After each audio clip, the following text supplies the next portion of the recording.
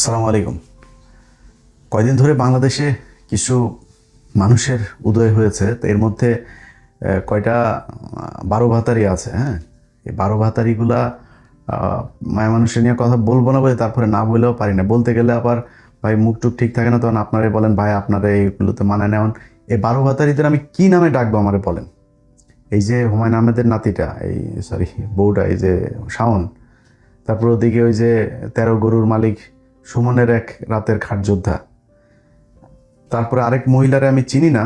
মহিলাটা মানে ভয়ঙ্কর একটা কাজ করেছে। সে জুলাই ঘৃণা স্তম্ভ নাম দিয়া 4-5টা লোক নিয়ে সে সেখানে জুতা পেটা করেছে। ভাই 2 বছর হয় নাই, ওর সাহস হয় কেমনে?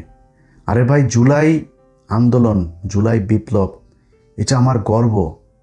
আমি ইলিয়াস হোসাইন এই জুলাই আন্দোলনের একজন পার্টিসিপেটর। আমি যেইভাবে হোক আমি এটা সমর্থক। হাসনাত একজন সমর্থক, নাহিদ একজন মানে যোদ্ধা, ওরা তো সরাসরি মাঠে যুদ্ধ করেছে। ভাই আমাদের মতো এরকম 2জন 4জন 5জন মানুষ খারাপ হয়ে যেতে পারি, করাপ্টেড হয়ে যেতে পারি, দুর্নীতি করতে পারি। জুলাই আন্দোলন একদম মানে কি বলবো, একদম পিওর পবিত্র। এইটারে ঢালাওভাবে আপনি যা মনে চাই তাই বলবেন, এটা যারা বলতে দিচ্ছেন তাদেরকেও বলি ভাই, এই জুলাইয়ের কারণে আজকে চেয়ারে বসছেন। এই জুলাইয়ের কারণে বাংলাদেশে আজকে সিনা টান করে তারপরে পুলিশের পাহারা নিয়ে রাস্তাঘাটে চলতে পারেন, পতাকা টানায় তারপরে এলাকায় যান। এটারে একটু সম্মান করেন। এরা যা মনে চায় তাই করবে, যা মনে চায় তাই করতে দিবেন না, এদেরকে করতে দেয়া যাইতো।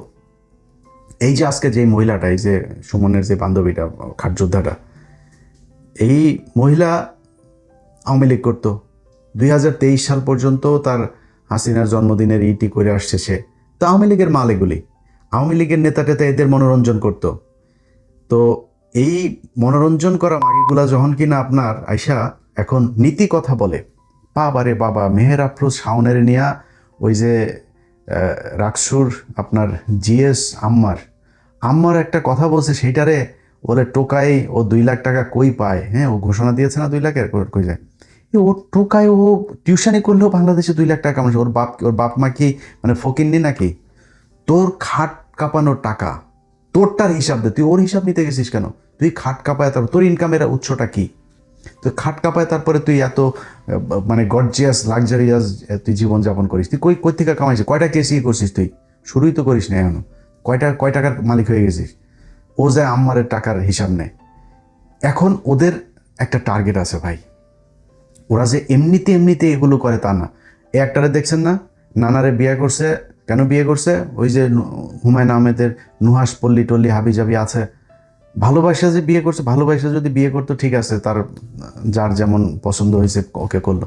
আগে এখানে এসে ওর এই হুমায়ুন আহমেদকে মেরে হত্যা করে রেখে গিয়েছে, ও খুনি। এই যে এখানে বেলভি হসপিটালে তার চিকিৎসার আগের রাতে সে মদ খেয়েছে। হ্যাঁ, লোকটারে হসপিটালে পর্যন্ত নিয়ে যায়, মাতাল হয়ে পড়ে ছিল বন্ধু টন্ধু নিয়ে। এই হইল সে টাকা পয়সার জন্য শুধুমাত্র এই লোকটা এই করছে। তো এই যে এক রুচির দুর্ভিক্ষ, এই রুচির দুর্ভিক্ষর হওয়া এই যে এইসব মহিলাদের কাছ থেকে এখন দেশপ্রেম জুলাই নিয়ে কথাবার্তা শুনতে হয়। ওরা কোথায় ছিল আজকে? এই মহিলার সহ যেই কয়টা, আনিস আলমগীর, আব্দুল নূর তুষার, জয় মামুন, মঞ্জুর আলম পান্না, তারপরে গোলাম ময়লা রনিরে তাও ছাড় দেওয়া যায়, ও তো তাও হাসিনার বিরুদ্ধে বলতো 2-4টা। তা এরকম আরো অনেকগুলো আছে যারা এখন নতুন করে, এই যে ফজা পাগলা, এরকম নতুন করে কিছু লোক গজিয়েছে, যারা কিনা এখন মানে সব জায়গাতে তারা ন্যায় বিচার চায়। মনে হয় যেন বাংলাদেশ এখন মক্কা শরীফ হয়ে গেছে, এখানে কোনো পাপ টাপ কোনো কিছু হবে না, সব কিছু একসাথে ভালো চায়। আরে ভাই, সমালোচনা আমরা করব, আমরা সমালোচনা করে দেখিয়ে এসেছি আমরা বিক্রি হই না। অতএব সমালোচনা এখনো তারেক রহমানের সমালোচনা করলে আমরা করব। তোরা করবি কেন? তোরা কে? তোরা এই 15 বছর কি করেছে? একটাই দেখা, এই দেশে গুম হয়েছে, খুন হয়েছে। এই 2টা বছর আগে জুলাই আন্দোলনে বহু আওয়ামী লীগের লোকজনকে দেখেছি, তারা আওয়ামী লীগের বিরুদ্ধে এইখানে মিছিল করেছে, এইখানেও দেখেছি। তোরা কি করেছিস? একটা অক্ষর লিখেছিস?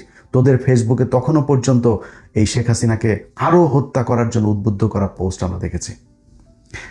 2025 সালের মাঝামাঝিতে, আমার ঠিক মনে নাই ওই কথাগুলো, এখন আমার খুব মনে হয়, কেউ একজন আমাকে ফোন করে জানাইছিল যে একটা পত্রিকার সম্পাদক এই আনিস আলমগীর, আব্দুল নূর তুষার, তারপরে মঞ্জুর আলম পান্না, এরপরে আরো আরো অনেক কজনের নাম বলেছিল, তাদেরকে এই মাসুদ কামাল, এদেরকে একটা পত্রিকার সম্পাদক কোনো একটা রেস্টুরেন্টে তাদের নিয়ে তারা এই গেট টুগেদার করেছে, সেখানে তাদেরকে টাকা বান্ডেল দেওয়া হয়েছে, যেই টাকা এসছে হলো আওয়ামী লীগের কাছ থেকে। উদ্দেশ্য কি? উদ্দেশ্য হলো এদেরকে সেখানে রোকেয়া প্রাচী ছিল, এই একসাথ করে তারপরে এই নতুন করে আওয়ামী লীগের তো এখন কথা বলার কেউ নেই, আওয়ামী লীগের তো সব শেষ, এই নতুন করে একটু আলোচনায় রাখার জন্য আওয়ামী লীগকে যতটুকু বাঁচানো যায়, আওয়ামী লীগের লোকজন তো আর একজনও নাই যারা এটা নিয়ে বলবে, সো এদেরকে দিয়ে এই কথাগুলো বলানো। আপনার মনে করার কোনো কারণ নাই সুমনের এই খাট যোদ্ধার, এই যে হুমায়ুন আহমেদের নাতনি, এগুলো খামোখা দেশপ্রেম, হাসিনা প্রেম, আওয়ামী লীগ প্রেমের কারণে তারা এগুলো করে। টাকার জন্য শাওন কি করতে পারে ওটা তো হুমায়ুন আহমেদকে বিয়ে করে আমাদের দেখিয়ে দিয়েছে, ওর বাপের প্রচুর টাকা, কিন্তু এরপরে এই মহিলাই টাকার লোভ সামনে, তোর জীবনটাই তো সারখার, তোর একবার জয় মামুন খায়, একবার ওই খায়, একবার সে খায়, খাইতে খাইতে তোর অবস্থা শেষ করেছে, এখন তো আর কেউ খায়ও না, এখন সুগার মাম্মি হইতে হবে, তোর টাকা দিয়া পোলা পান্ডে ওইখানে উৎপাত করাইতে হবে, এই ছাড়া তোরা তো কেউ খাবে না, তোর ঝুলে গেছে সব কিছু, তো তোরে খাবে ডাকেরা। এই কথা দেখছেন, এখন এদের নিয়ে ভাই কথা বলতে গেলে কিন্তু বাজে কথা চলে আসে, আপনারা বলবেন তখন আবার যে আমি খারাপ, এরে আপনি বলবেন কি বলেন? এদের নিয়ে কথা বলতে গেলে আপনি এর চেয়ে সুন্দর করে আর কি বলবেন? আগের যে ক্যারকেরানি উঠছে কয়টা দিন ধরে, ওই সারাটা দিন জুলাইন তোরে এই এত নীতিবান, এত নীতি কথা, এত কিছু কই গেছিল? ছোট্ট একটা বাচ্চারে হেলিকপ্টার থেকে গুলি করে মেরে ফেলেছে, কোথায় ছিলি তুই সেদিন? জুলাই নিয়ে একটা কথা বলতে পারিস নাই? কেউ বলে নাই। তারা আজকে নীতি কথা বলে, তারা এইটা চায়, ওইটা চায়, এরকম চায়, ওরকম চায়। তুই কেরে বেটা? বিএনপি সরকার, আমি সে 7 বছর আগে বলে এসেছি, বিএনপি আওয়ামী লীগের মতো এরকম ক্ষমতায় আসলে আবারও লুটপাট করবে, এখনো করে, তাই করে। কিন্তু এই গেল 2 বছরে বিএনপির 6 মাসের কথাও যদি ধরি, একটা মানুষ গুম হয়েছে, একটা মানুষ ক্রস ফায়ারে মারা গিয়েছে, একটা মানুষ খুন হয়েছে, কোথায়? মানে এই রাজনৈতিক কারণে কোথায়, কোন জায়গায় এরকম সেই আগের মতো সেই অবস্থা? মানুষ কথা বলতে পারে যা মনে চায়, আওয়ামী লীগের মানে পক্ষেও কথা বলে, তারপরে তারেক রহমান সে আনিস আলমগীরের ফোন করে। এটাই পরিবর্তন হাসিনার সাথে বর্তমান বাংলাদেশের। অতএব আপনারা এখন মনে করেন যে এই মানুষগুলি তারা এই যে আগে মানে এখন নতুন করে তারা চায়, এইটা চায়, ওইটা চায়, এগুলো এমনি এমনি চায় না, এটা বিশাল অঙ্কের টাকার বিনিময়ে তারা এই কাজগুলো করছে। আমি আপনাদেরকে ছোট্ট একটা প্রমাণ দেই, এই এই এই বাহিনীর সাথে কিন্তু এই যে এই আমতারেক আছে, হ্যাঁ, তো এরা যে এমনি এমনিতেই পরিবর্তন হয় নাই ভাই। একটা জিনিস বলি, 15ই আগস্টে শেখ মুজিবের মতো একটা লোক, মানে শেখ মুজিবের তো এই দেশের মানুষ ধরেন ও জন্মগত বাটপার, ও তো জাউরা, এমনিতে তো জাউরা, তো অনন্য কুমারের জাউরা একটা মানে অবৈধ শয়তান, তো ওকেও কিন্তু জাউরা, জন্মগতভাবেই জাউরা, মাস্তানি, মারামারি, এগুলো লম্বা বিশাল দেহটেও ছিল, তো মারামারি টারামারি এগুলো যার মধ্যে মানুষ ভয় পাইতো একটু। এই আওয়ামী লীগটাও সে দখল করছে এই যে মাওলানা ভাসানীর কাছ থেকে জোর করে। তো এই জাউরাটা যেদিন মারা যায়, আন্ডা বাচ্চা বুচ্চা সব বিচিতে টিপা মনে করেন ডালিম ভাইরা মারলো। এই যে মারলো, মরার পরে আওয়ামী লীগের লোকগুলি মিষ্টি কিনা নেতৃত্ব দিয়েছে, মিষ্টি কিনা জনগণের নিয়ে রাস্তায় নামছে আওয়ামী লীগের লোক। তাদের এই যে মতিয়া চৌধুরী, তারপরে এই যে হাসানুল হক, ইনু মিনু যা আছে, এরাও ছিল না ট্যাঙ্কের উপরে দাঁড়ায় না, তারা মানুষকে রাস্তায় নিয়ে এসেছে, মিষ্টি বিতরণ করে খেয়েছে, তারা সেদিন মন্ত্রিসভার শপথ পড়েছে, এই সেই আওয়ামী লীগ। আরে ভাই, হাসিনারে তো মারেও নাই, হাসিনা পলায়া চলে গেছে, বাদ যেতে তারে বাধ্য করছে, সেটা লাথি দিয়ে বার করে দিয়েছে। আপনাদের এত প্রীতি হয়ে গেল, আপনারা এত মানুষ লেগে গেলেন, প্রায় 10-15 জন এই যে একসাথে লেগে গেলেন। আপনাদের যে বহু মুজিব প্রেমিক লোক ছিল, একটা মানুষ নামলো না, আর আপনারা আজকে এত ভয়াবহ পরিস্থিতির ভিতরে নেমে গেলেন। এত সোজা হুদাই মোটেই না, তারা টাকা পয়সা নিয়ে তারপরে এগুলো করছে। এটা প্রমাণটা আপনারা এই আমতারেককে দিয়া দেখায়। আমতারেকের এই যে 32 নাম্বার, এই যে শেখ মুজিব, বিশাল প্রেমের বক্তব্য তার। আমি অবাক হয়ে গেলাম, আরে 32 নাম্বার ভাঙার আগের রাতে আমার কাছ থেকে টাকা নিল, কত 100 কয় ডলার যেন পাঠাইলাম। ওই ভাই রাতের বেলা অনেক পোলাপান আছে, প্রায় 150 পোলাপান নিয়ে আসছে, ভাই খাওয়ার তো কিছু নাই, টাকা পাঠালাম, সাথে সাথে বিকাশ করলো তারে টাকা। আচ্ছা, এই টাকা পাঠানোর পরে আপনার সে ওইখানে ভিডিও টিডিও করলো, সে ভিডিও টিডিও আমার পাঠাইছিল কিন্তু, হ্যাঁ, যে বিশাল আকারে আনন্দ ফুর্তি টুর্তি করছে। আরে সেই আমতারেক বলে যে 32 নাম্বার ভাঙার এটার নাকি বিচার চায়, এটা সরকারের সংরক্ষণ করা উচিত, এটার বিরুদ্ধে কারা কারা কাজ করেছে সবার বিচার চায়। ওর বক্তব্যটা শোনেন, ও যে ওইখানে ছিল আগে সেইটা দেখেন।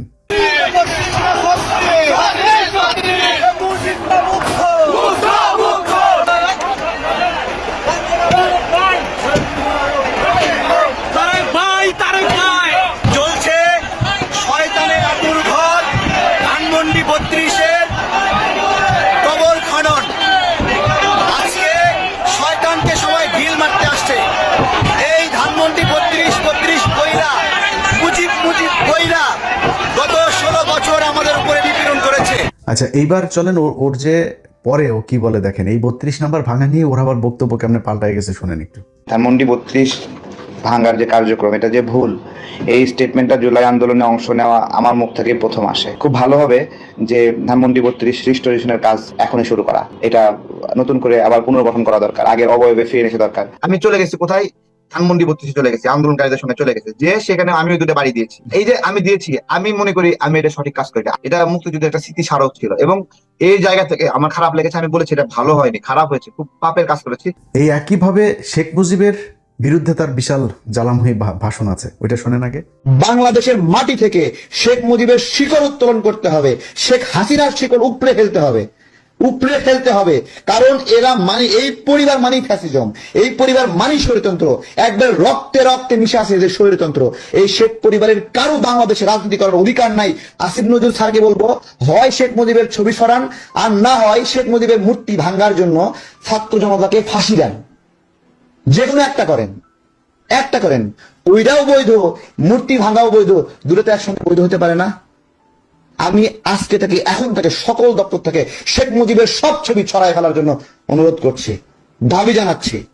এবং এমন হতে পারে আমরা গিয়ে সব সরাবো, আমরা গিয়ে সরানোর আগে ক্যামেরা লাইভ করে করে আপনাদের ছবিগুলো সরাবো। সরানোর আগে আপনারা প্রস্তুতি নেন। 7 মার্চের আমাদের যে ঘটনা, সেই ঘটনার অবশ্যই মর্যাদা আছে, কিন্তু এই সকল ঘটনা, এই সকল ইতিহাস নষ্ট করার জন্য আমরা দায়ী না, শেখ মুজিব নিজে দায়ী।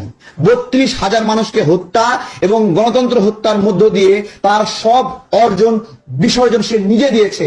I am not the responsible, people not the responsible one. এর জন্য তারা রেসপন্সিবল না, শেখ মুজিব এবং শেখ পরিবারের। আমার একটা কথা, যে শেখ মুজিব রাষ্ট্রের প্রধান, শেখ কামাল কে বলেন?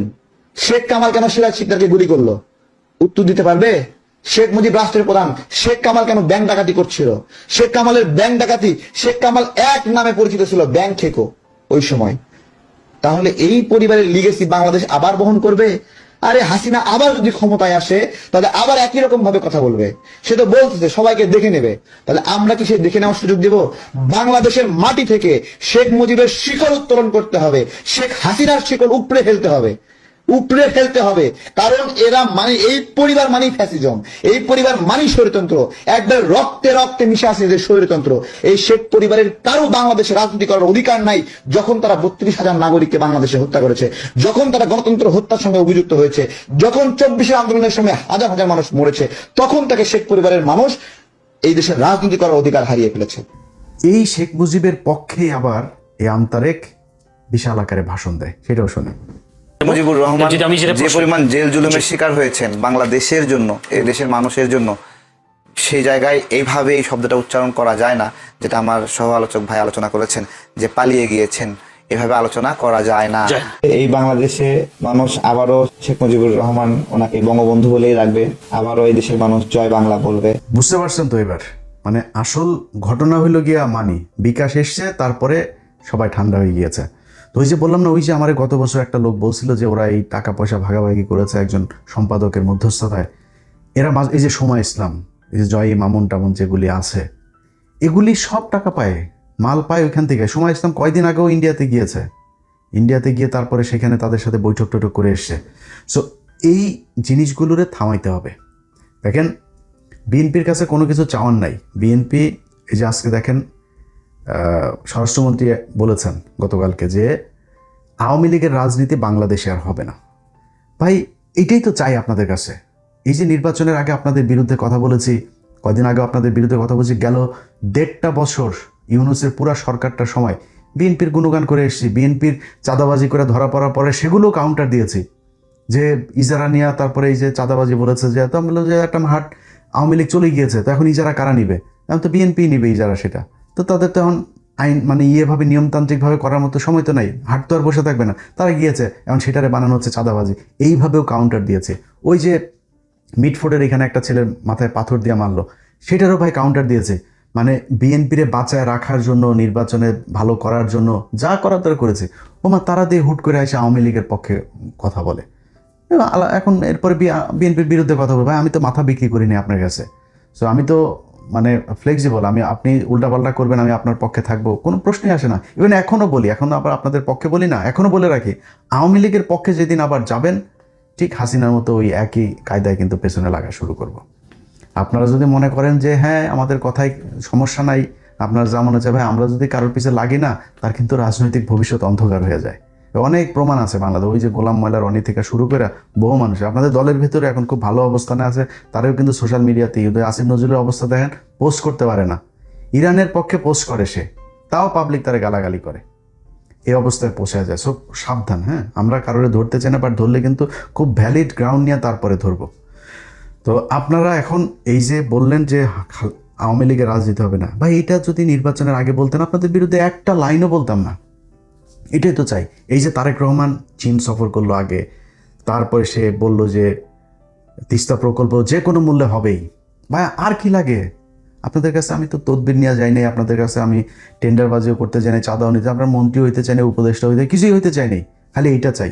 কিন্তু আজকে এই যে জুলাই ঘৃণা স্তম্ভ বানায় তারপরে মহিলার জুতা পেটা করার সাহস পায়, এগুলো এই বুকে রক্তক্ষরণ হয়। এইটা ভাই দেখতে চাই না। আপনারা প্রীতি দেখান, অন্য মানুষের সাথে দেখান, আওয়ামী লীগের মানুষের গোপনে গোপনে যারা আওয়ামী লীগের পলায় আছে, এদের সব যা মনে আছে যেমন মন চাই করেন, কিন্তু এরকম চোখের সামনে আইসা তারপরে ওই ৭১-এর ঢাল বানায় তারপরে জুলাইরে ছোট করে কথা বলবে, এইটা আমরা হইতে দিব না। এইটা যদি নাকি চলতে থাকে তাহলে কিন্তু পরিস্থিতি ভয়াবহ হবে। কারণ হইলো আপনি যদি আইনগতভাবে তাদের ব্যবস্থা না হয়, তখন মানুষ আইন হাতে তুলে নেয়, এটাই তো স্বাভাবিক, খুব ন্যাচারাল একটা প্রসিডিউর। আপনাকে জিডি করেছে, তদন্ত করবেন, তারা যদি সেখানে লিঙ্ক টিঙ্ক সহ সব কিছু দিয়ে দেওয়া হয়েছে, সো আপনি যদি নাকি এই জিডি অনুযায়ী তাদের বিরুদ্ধে ব্যবস্থা নেন, সেটা তদন্ত করে যদি সত্যতা পান, সেটা মামলা হবে, মামলা হলে তারা গ্রেপ্তার হবে, গ্রেপ্তার হওয়ার পরে তারপরে যে শাস্তি, সেই শাস্তি তারা পাবে। সো আপনি এটা না করলে তখন মানুষ আইন হাতে তুলে নিবে আস্তে আস্তে। এটাই তো মানে হয়, সারা পৃথিবীতে এটাই হয়েছে, যখন আইনের বিচার ফেইলুর হয় তখন মানুষ আইন হাতে তুলে নেয়। সেই পরিস্থিতিতে আমরা কাউকে যেতে বলি না, সেটাকে আমরা সাপোর্টও করি না, প্রভোগ করি না, পুশ করি না, কিছুই করি না। বাট আপনাদেরকে এই কাজগুলো করতে হবে।